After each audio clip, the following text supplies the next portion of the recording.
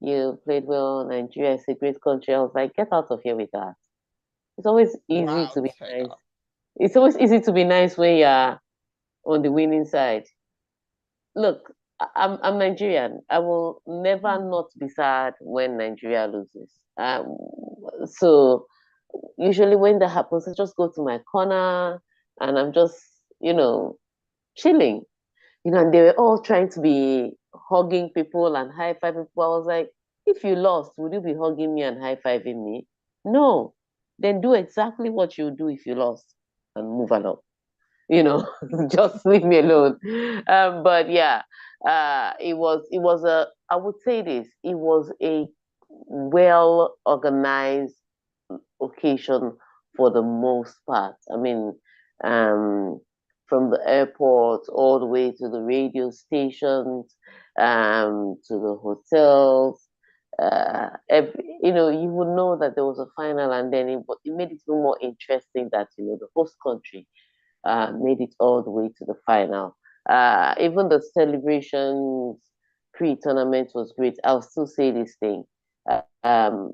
This tournament was a logistic nightmare, because that stadium is in the middle of nowhere, and people had to trek. Regular people, I was in VIP, so I didn't trek, but Talk your talk, Tega. people had to trek, and I think if I were the one that had to walk, I would go back home. Israelites saw us walking and they're like, you are suffering. That's how much that trek was, and it was in a hot sun. So I don't think it was. I think it's a logistic thing that we need to fix, because I've seen it happen to us in Abuja, and to see it happen here in Ivory Coast, it was crazy. But apart from that, everything else was beautiful, even to the opening ceremony, to the people that came in. I was sitting right in front of the South African team, and Emilio Nsue, the guy who eventually won the Golden Boot for the highest number of goals scored. So good seats and all. But the match proper was very disappointing, and this is why when people start saying things like, "Oh, it was fatigue that did the Super Eagles in," I'm like, do you see the Ivory Coast players? They're equally fatigued. This is the last match of the tournament. Everybody is fatigued. Everybody is carrying a niggle. At this particular stage in the tournament, it's mind over matter. It's that simple. When Hala walked off the pitch, he was walking on empty. He sat down, stretched his leg. He was done, but he had just scored the winning goal. Same thing with Fofana. Everybody is fatigued. Don't tell me it's fatigue that did them in. What did they mean is that they came there with less character and without the mentality of a champion. And it started from the coach. I mean, you have been playing a certain number of group of players to start the match, and you've been a little aggressive from the start. So Moses Simon, Ademola Lookman, Osime up front. Then you get to a final, and the Chukwueze that you don't trust to have physical presence, to have the energy. That's the guy you start. And it started from there. You yes, you will sit position, but there's how Nigeria sits position, but they have a shape such that before you break down, the defensive midfield line up in front of the defenders, it will be tough. At every point in time, the Ivorians saw the whites of Nwabali's eyes, which was strange. So it wasn't it wasn't that they were fatigued. It wasn't that they were carrying needles. Both teams were suffering the same problem. The difference was Ivory Coast came to the finals like, we're going to play like our lives depend on it, and we're going to win this trophy. And Nigeria came to the finals like, we are going to play and see if we can win this trophy. You see the difference in mindset. And so that was what was displayed from the coaching bench. And I know a lot of people are applauding the Super Eagles, and saying we didn't expect them to be here. I planned campaigns, and I planned campaigns to the final of the tournament because I expected them to do it again. I, Tega, Onojiafe. So forget all the analysis you hear. Fair play, Nigeria tried. when you get to the final, just win the cup because you don't know when you'll come here again. Last time we won 2013. Took 11 years to get here. I don't know how many more years it will take for us to get here, but let's wait and see. At the end of the day, the better team ultimately won. The hungrier team, the team that most believed in themselves on the day, won the tournament and they won it at home. And so, congratulations to Cote d'Ivoire for winning their third Afcon trophy, and for Nigeria. You know how we do it. Better luck next time. Wow. Well, Tega, that's what it is already. So it looks Cote d'Ivoire, they are now in the third trophy club with Nigeria also. So in a way, we were there before them. Disappointing when we could have been in the Wait, I fourth thought we've trophy won club. it 4. Oh, really? No, it's Ghana that has won it 4 times. You know, if we had won it, my noisy neighbor will not be disturbing my life. The last time they won this trophy was in 1982, but they're saying the last time we won it, we still have more trophies than you. Can you imagine the insult? Apparently, we won it at the time where just 6 countries were competing. It does not matter how many Afcon Yeah. titles they have, they will count it. You know what? Yes, somebody said, you don't have light, you don't have Grammy, you don't have Afcon. Who are you? At least we have that 96 Olympic soccer gold in your face, cousins from Ghana. You don't know, you don't get to. I get them before no paper party.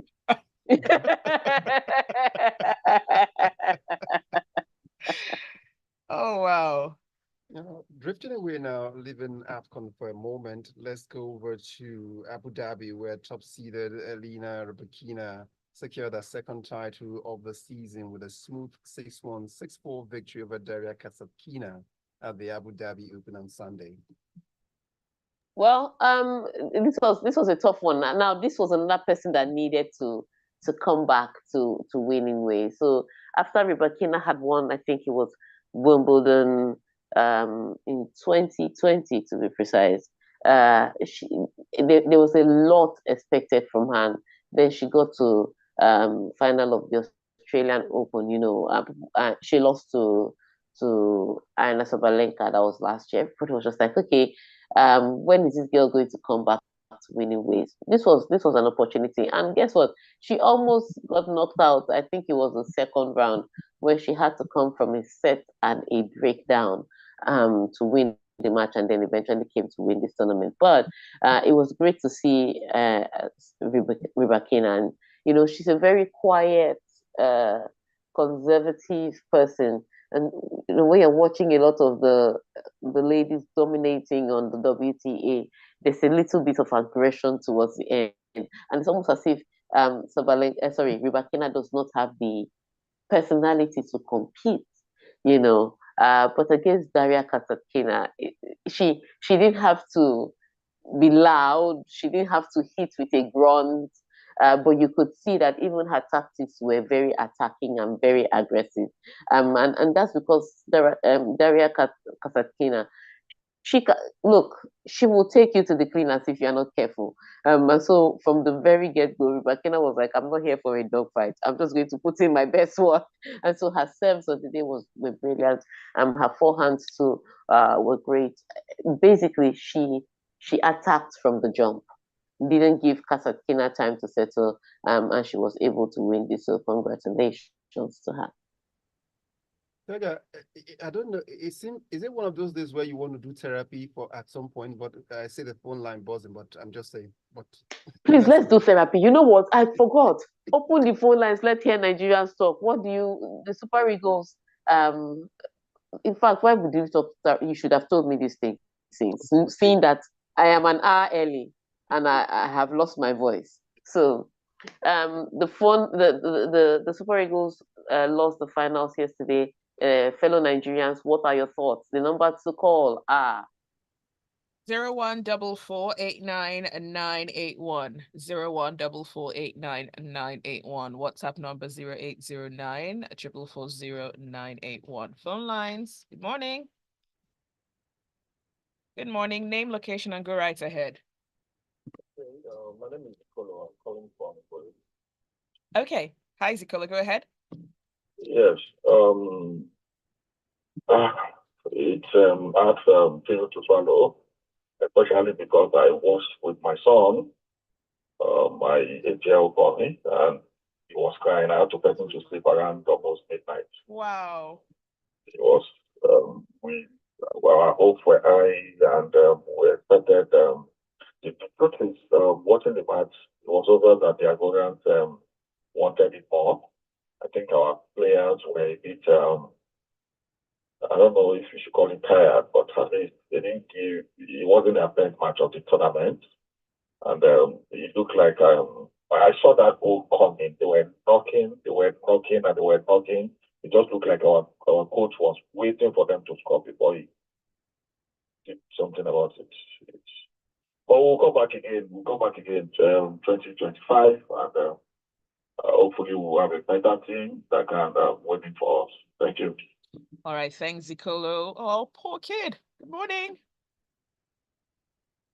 Good morning. Name, location, and go right ahead, please. Okay. Yeah, I think this is one of the worst finals I've watched in a while. And I think this is the reason. Was it that bad? I was watching the first time and I was saying, wow, for the neutrals, the Super Eagles are just not giving the neutrals a good thing to watch because only one side was doing the attack.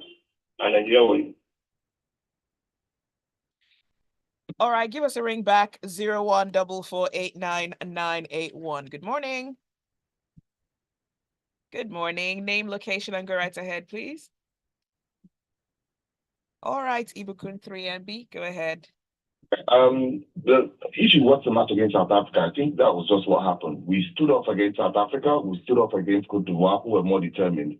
You have to get the psychology right, as Tega said. This is a team that was on the brink of extinction from the competition. Their fans had gone and burned buses and done all sorts of things. And they end up at home in the final. You have to psych and pump up those players. I don't think Chukwueze or Iwobi had anything to do anywhere near that stadium yesterday. We are talking about fatigue. He took 25 players. How about you use them? How about Iheanacho? How about Terry Murphy? When you see Olai not getting skinned by Adingra 1, 2, 3, 4 times, you call him. You make a team. You had cooling breaks. You had all the opportunity to use. But again, that's the coach we have. So unfortunately, if he gave me a target of semi-final, he's not in the semi-final. He's negotiating for a new salary. His mind is not, his eyes are not on the prize. So for me, I just think we're lucky to get past South Africa, if we're honest. So watching that match yesterday, I watched with a cool mind. And after that, I went to eat. Unlike some people that could not eat. Thank you. Me, I ate, but it was 1 a.m. here. I ate very well. I cannot be Name and starving. location. Greg, you're welcome. So go ahead. If you ask me, we lost that game due to inexperience from the coach. And that's why people say Mourinho is not a fantastic. To me, he's a fantastic. You're leading by a goal.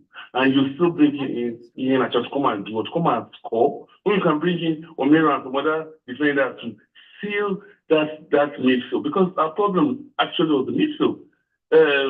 Iwobi wasn't there. All three were just playing square passes. He was not even doing anything. So for me, I think we lost that game due to inexperience, one. And secondly, it's not fatigue. Those Ivorians needed the game more. They needed the cup more. And they put in the works. We just went there. We were like, I don't know, just where a few. I mean, I was, man, like Super Eagles. But anyway, the silver medal is still something we can still look up to and still at least we want something. Because nobody gave the coach a chance to even get to that stage. So for us to try get to that stage. Thank you. Tega. One more call? No, I think we should go on a break right now. Okay. Yeah, and then when we come back, we'll take a few more stories. I don't think we can continue the therapy session if we have to touch on the elephant. Another elephant. In fact, yesterday was a good day to be an elephant. We need to touch on that story. Already. All right. Stay with us. Radio stations. Because What the future forward banking needs no, you. I will be able to. I can Speed, spoil. innovation, convenience, lifestyle goals, or just So we are simply done. getting service that is designed just for We're you. done with this now. Yeah, Okay. we thought you might like all of that and more. That is why we specially created Providence Bank for you to take care of your daily experiences. A dazzling place I never knew. All about you. So Pesero did not ask his best friend for tips. To the next No, level. he was rooting for him. I know, but he should have asked him for tips now. Yeah, well, that one will be back way now. But the man too, you know, I knew that thing coming back when they said he accepted the 50K they were offering him, knowing that it was that, and he said, Wow. I'll go see now. Nobody, you pay me 50K, you see 50K work now. Like, that's mental. No, they gave him. See, I'm telling you, this thing was Yeah. mine. Okay. They gave him small targets. He gave them. Like, I've never heard of them giving someone get the semi-finals. What kind of ridiculous target was Somebody that? has reached the final. You came there, timid. No. So he has done well. That is It is mental. there for you now for us to even meet our own obligation to him. Wow. I'm sure that Spanish guy, after this time, the guy don't run. Is it Spanish or Portuguese?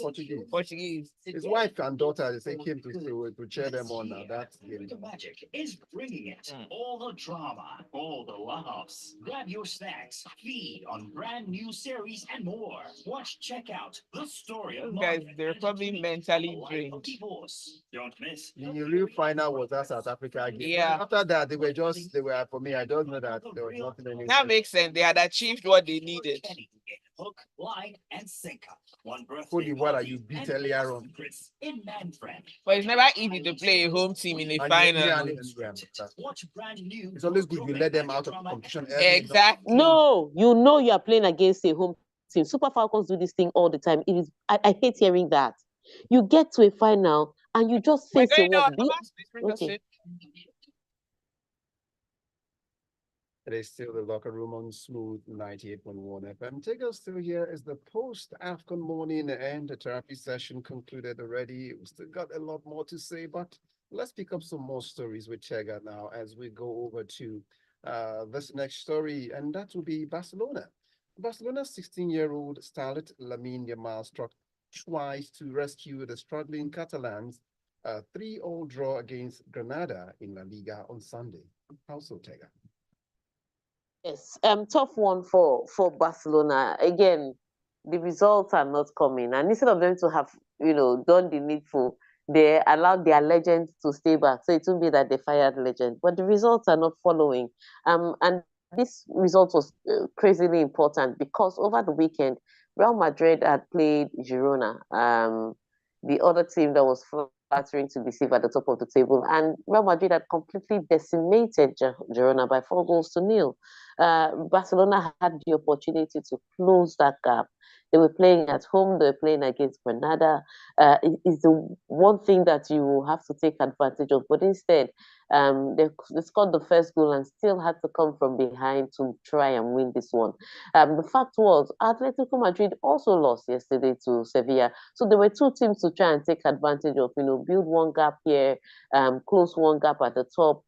There was too much opportunity for Barcelona, but instead, again, they struggled. Defensively, they struggled to score goals despite the fact that they had possession and they created some chances. They still struggled. So this is not a question of we're just going through a rough patch. At this point in time, you are a bad team. It's a horrible place for the team to be, and maybe there is really discord in that dressing room between Xavi Hernandez and his players, but it needs to be fixed quickly because against Granada on a weekend where you could have closed the gap at home, that was I would say that was an abysmal performance by Barcelona. But yeah, if you are Granada, you'd be excited. You scored 3 goals. Barcelona had to struggle to equalize, and even when they equalized, it didn't look at any point in time like they were going to win. So not so great a result for Barcelona, but fantastic result for Granada. And for Real Madrid, well, all I can say is just give them the trophy. They are getting the results. Their team is in good form, and they are very confident. That is the mentality you need to win trophies. All right. Arsenal's demolition of West Ham United didn't surprise manager Mikel Arteta, who said he had a gut feeling that his players would right recent wrongs against the London rivals. Well, I just want to say, after the last time West Ham defeated Arsenal, their fans were singing that, we sold you our best player and still beat you. And those were not the words. This is the morning radio version I'm repeating to you. And you can imagine losing, giving money to a team, 105 million to a team, and then losing to that team, and then the team fans insulting you. Can be very painful. So I think ultimately it was coming. They had it coming. You've spoken too much. They had it coming. And I would say this though, I did not expect West Ham United to fold like that. 4-0 first half? No, no. There's a reason it's called the London Derby. Drag it small. Drag it small. How can you concede 4 unreplied goals in the first half? Drag small now. Fight a little. It was so disappointing. First half, fans were leaving stadium. Abba. No, that's not a fight. That's a beat down. But yeah, I didn't see. Not that I saw Arsenal lose yesterday, but I didn't see West Ham lose like that. No, but what did they, even if they stole, what was the value that they were beating? Do you understand? How can you fold like a lawn chair? In fact, they folded like cloths. They didn't even fold like a lawn chair. It was a horrible display. But let's see how that works. For Arsenal, what it means is Arsenal is right in the mix. I like the fact that you kind of know that Manchester City is still going to take this because of the way it is. It's almost as if they know how to win the EPL, but let it be a little bit of a contention towards the end. So Arsenal still in the mix, Liverpool still there, Manchester City there. This was a good result for the EPL. All right, and let's go on to the next story. Picking up this one, we'll go over to super sub Scott McTominay scored a late winner as Manchester United continue to inch up the Premier League table with a 2-1 win at Aston Villa on Sunday. I don't know what to say. I saw the lamentation of Manchester United fans. I was like, I don't know what to say. It doesn't seem like they're going to fire Eric Ten Hag soon. This is what you are going to be used to. Ugly football. Scott McTominay scoring last-minute survival winners. I would say for Aston Villa, though, it's been terrible results back-to-back. You've made a reputation as the team that is a potential banana peel for any of the top teams. You've made a reputation as a team that is so tough to beat. But in the past few games, you haven't lived up to that expectation. So for Aston Villa, not good results, especially coming on that horrible defeat. And I'm not saying it's horrible defeat because they lost. I'm saying horrible defeat because of the margin in which they lost to Chelsea in the FA Cup replay. And then your response to your fans is to lose again to Manchester United. Could be a tough pill for any fans to swallow. But not a good display by Aston Villa. However, for Manchester United, I would say at least they got the answer. And they got the 3 points. So your blood pressure should rest. Because when I saw that fixture, Manchester United, Aston Villa, I didn't think that Manchester United were going to come away with a win. So you may complain about how they struggle. You may complain about everything that Manchester United are not doing well. But they got the result ultimately in a match that not a lot of people would have given it to them with the form that they had this season. All right. AC Milan continued their pursuit of Serie A leaders Inter Milan on Sunday by beating Napoli 1-0 and dealing another huge blow to the champions. Napoli cannot recover. It's done. I think it's done. But yes, it's been a horrible season. One season they'd like to forget, and whatever happens, they'd be regretting letting their coach go. But apparently, there's problems in Napoli from the boardroom all the way to the pitch, and this is not going to be solved with a single stroke of the brush. But AC Milan was always going to put their best foot forward when it came to playing against Napoli. And you could say tough luck for Napoli, but this result I expected. This particular one, I expected to see that. I also want to use this to touch on the Inter Milan Roma match because that was a fantastic one. Top of the table team playing against the most informed team right now ever since De Rossi took over. They had 3 wins on the bounce. They were now scoring goals for the Roma side that seemed to be struggling to score goals. And they were playing against an Inter Milan side that could give you 1 or 2 looks. And Inter Milan did give them 1 or 2 looks because Inter Milan played like the team of the table went ahead, Roma came back. Inter Milan scored, Roma scored again. And I was just like, what is this seesaw? It was looking like Roma was going to try and drag all 3 points from Inter Milan. But in the end, Inter Milan's championship medal showed and they were able to come away with 3 points. So yes, De Rossi has tasted his first defeat in the Italian Serie A. He will, however, be consoled that he was beaten by Inter Milan, the team at the top of the table. That's his consolation. Let's go over to Manchester City and Real Madrid will both be in action when the UEFA Champions League knockout stages begin this Tuesday. And these the last 2 winners of the European football's greatest prize who appear the strongest contenders to go all the way this season. Yes, so the Champions League is back. Way back, way back, way back, way back. Yes, we've missed the Champions League, and this Tuesday is going to be a tough one for some teams, but I don't think Real Madrid will be amongst those teams. So on 13th of February, Manchester City will be taking their match against FC Copenhagen. Like I said, they always draw the most favorable draw. So that is not a match I think most people will be excited to watch because the matchup is a little lopsided. But RB Leipzig is an exciting team and they'll be playing against Real Madrid. 14th February, though, PSG will take on Real Sociedad and Bayern Munich will take on Lazio. So interesting fixtures there. Let's see how both of the most likely teams to win, Manchester City and Real Madrid, set up against Leipzig and FC Copenhagen. And on that note, let's read the therapy messages. Okay, let's begin with AY's message from Oniru saying the Super Eagles lost the final game last night simply because of their non-existent midfield. They couldn't even string 5 straight passes together without being dispossessed. The attack was cut off and isolated, and the defense was overwhelmed with enormous pressure. Something had to give in eventually.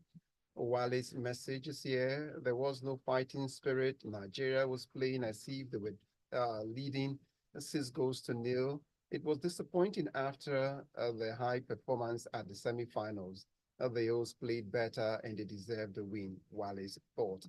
Cisco Delgado's thought here, thank God I'm only getting to know how the Afcon finals were played yesterday because I don't want to be like I had known. High blood pressure is on the increase. Cisco's message there. Then we'll find Oluwaseyi's message.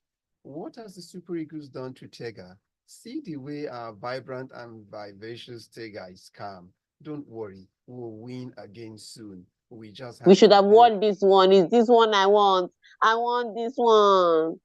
It will build on this team for the future and especially get an attacking midfielder. Mayowa's message we look at now from Bagada saying, in as much as I was disappointed at the final, I thank them for the glimmer of hope they gave, although they could have just finished what they started. In the famous words of the NFA, we will go back to the drawing boards. For Barcelona, after their draw, I went to check where Granada was on the table, 19th. West Ham didn't fold like cloth. They folded like plastic inside fire very quickly, very rapid, very quickly, very disappointing for a London derby. And then Tohib's message here, Nigeria was totally outplayed yesterday, so the Ivorians deserve the victory.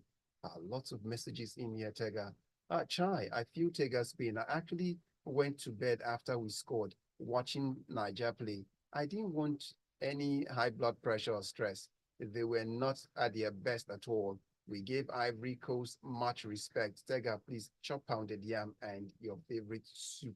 That's the advice from someone. All right. On Large- that note, that's the most messages we Yes. can take. I mean, if we kept doing this, we'll stay here till 9 o'clock. But on that note, I just want to say thank you for sending in your messages. Thank you for your phone calls, and thank you for always tuning in to the locker room on Smooth 98.1. Till I come your way again on Wednesday, hopefully a lot happier. Aspire to Maguire. Bye, Tega. That's it for the locker room. Stay with